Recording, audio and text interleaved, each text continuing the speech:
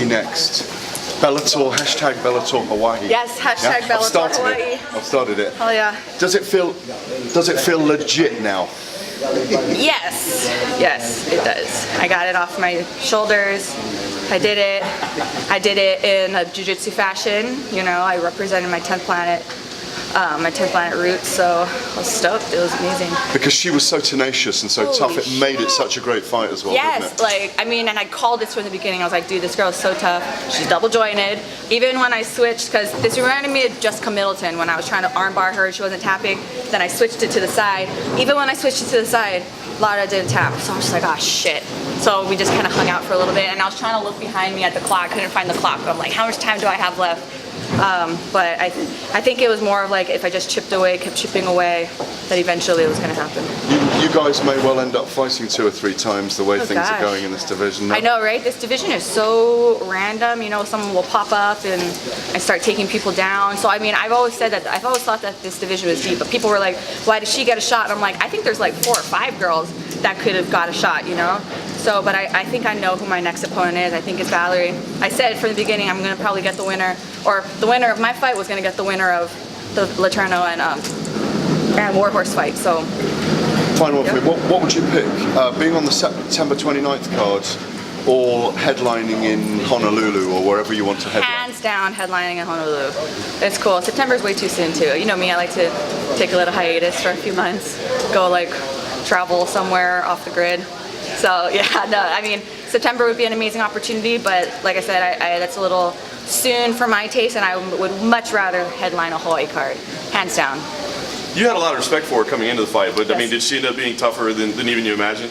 Yeah, especially on the ground. Like, I thought I was going to dominate her on the ground, but she, you know, you could tell that they worked basic fundamentals, you know, like not getting trapped in that, in crazy funky moves, you know, and like I said, she was very flexible, athletic, so it was hard to kind of twist her. But yeah, that second round, then I started, once I went back to basics and just got the basic side control, leg stable, then that's when I started feeling confident.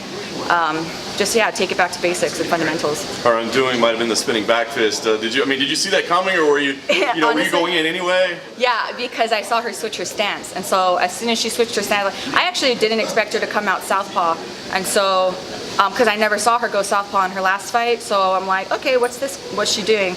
But then as soon as she switched her stance to orthodox, then that's when I was like, all right, she's gonna do something. I think it's gonna be spinning, and sure enough. So I just went ducked underneath. And the armbar, as you said, I mean, it was so tight for so long. Were you close to saying, I just got to get out of this position and bail on it?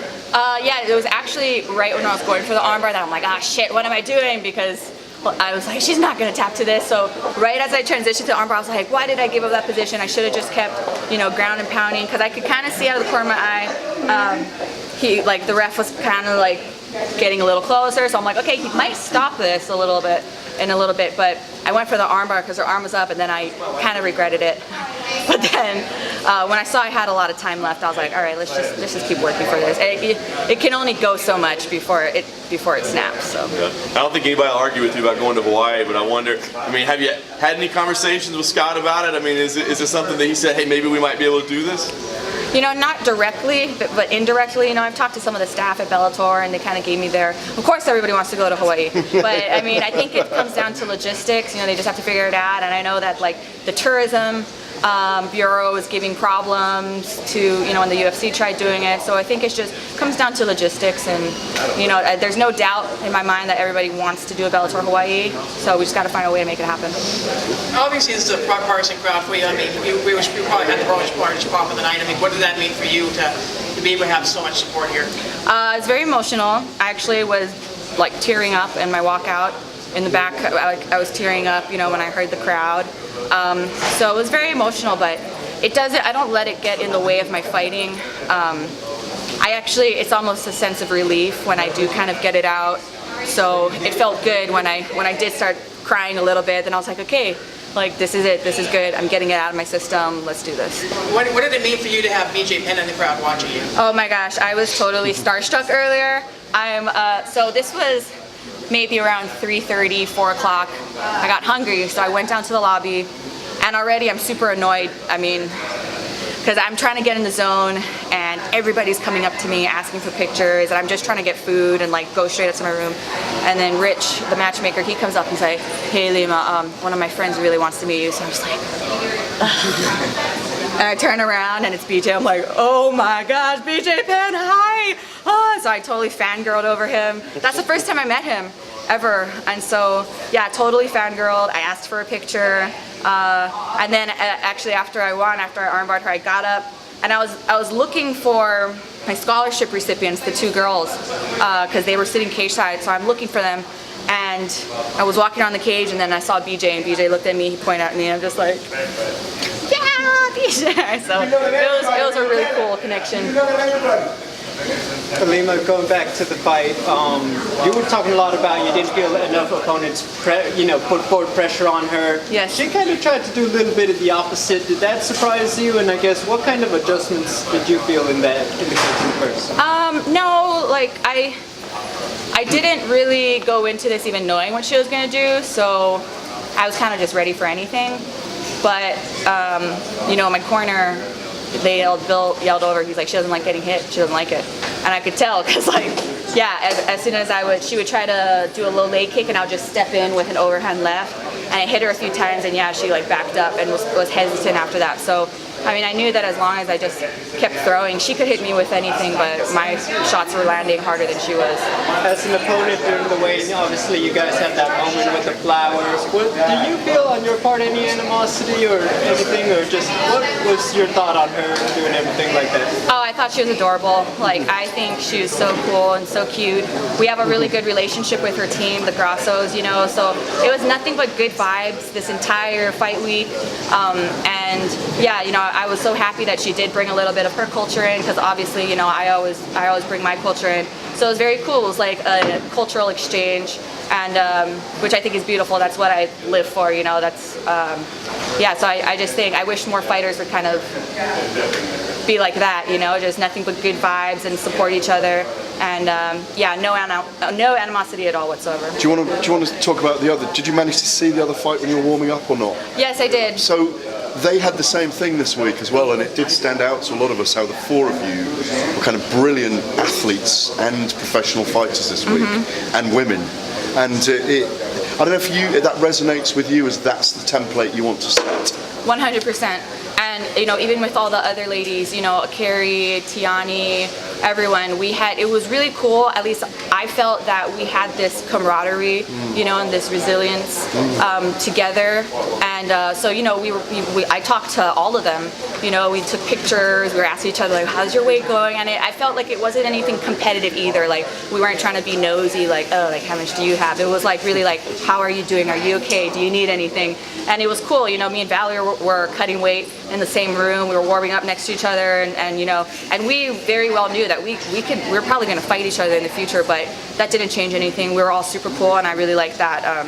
Again, that camaraderie and that girl power, we all had this week. She's very experienced. Yes. It is likely that you'll fight her next. Yeah. What have you got to do against her? What are you going to have to really up your game? Yeah, I mean, like you said, she's very skilled, and I think. And she was tonight particularly. Oh yeah, and that was such a great fight with Christina, and I give props to both of them. But one thing that I don't think Valerie has been really challenged with yet is an opponent that is very good on the ground. They kept the fight standing most of the time. Same with Kate Jackson. They kind of kept the fight standing.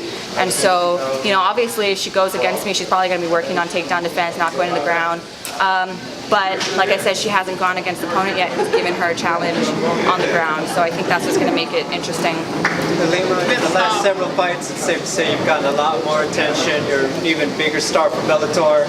There's a lot been made about the free agent signings, the big names who come over, but talk about what's it mean to you to be just the Bellator homegrown star, especially on a night like tonight?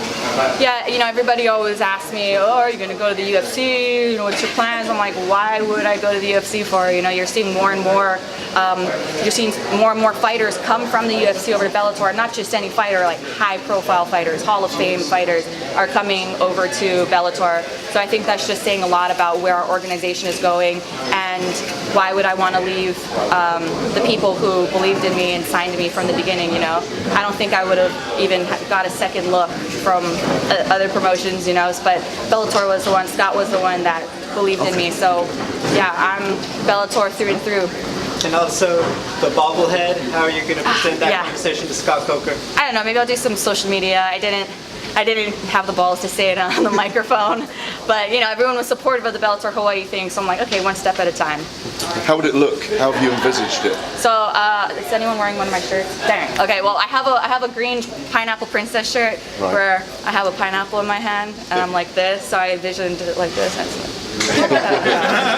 what I think. The ladies of flyweight be the first to start a Grand Prix. Do you think? Yeah, you know, can they make a tournament even though there's already a champ?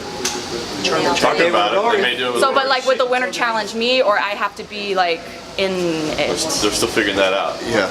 Could be a tournament belt or something like that too. Okay, but would I still remain champion even though? Every time you win. I don't know. That seems like a lot of work. I like the path of least resistance, you know. So we'll see. I mean, that would be cool. I think that would, like I said, the division's really deep and it's kind of, you know, up for grabs as far as contenders go. So that'd be cool. Main eventing this card, I mean, you know, obviously you've submitted yourself as well, like one of the top stars here, amongst, you know, so many stars here right now. I mean, what does that mean to you to kind of just show how your main event status, how much support you're getting, and more importantly, you had mentioned before that, you know, you'd love to see an all-female card, a main card at some point. Yeah. So, can you comment on that? Yeah, that would be sick if there was an all-female card. You know, I think we proved tonight that, yeah, we were probably... Actually, no, the guys did pretty good tonight, too. I was like, yeah, the girls did amazing. We were fighting the nights, but I thought the guys did good. But you know, we do have the talent and the star power to have our own main card, so that would be pretty dope, too. Maybe a main card of females in Hawaii. Yes. 2 more. Oh, real fast, though, I'm going to bring in some of my guests. My girls, Cakes and Shayna. Monica can come too. Yeah. So these 2 beautiful girls are actually my scholarship recipients for the Eliminator Scholarship. They are my Southern California recipients. 2 other recipients are from Hawaii and one is from Panama, so they couldn't be here tonight. And then Monica, she was my dancer who escorted me out and blessed my path to the cage. And yeah, I just want everybody to meet them, and I'm probably gonna get super emotional and start crying, but yeah, like these are my girls. I'm so happy they could come, and you know, we represented the Native and Indigenous girls and women and the missing and murdered Indigenous women movement, the hashtag MMIW, just, yep, there you go, just bringing awareness, you know, and my intertribal youth group, they were all there. So Tiani's going up, Tiani, the Maui girl, she's about to fight, so I really want to catch her fight, but yeah, I just wanted everybody to see these beautiful girls that came out. Whew. Yeah. To those watching this who don't know why you did it, can you explain why you did it? Yes, I decided to start a scholarship with my bonus money from winning the belt to help young Native girls. They face a lot of violence and a lot of disparities. So I just wanted to bring awareness to them and like show them that they can do anything they want. I wanted them to see all these strong women in the cage and to show them that they could do anything they wanted to. And so, yeah. It obviously doesn't mean much to you. Yeah. But it's brilliant to see that emotion because, you know, that's what I was trying to talk to you about just now, the strength of women that we've seen all week through this fight week. Yeah, hashtag girl power. Let's get it going. Yeah. So, yeah, thanks Thank you very everyone. much. Thank you, well done, Ilima. Thank you.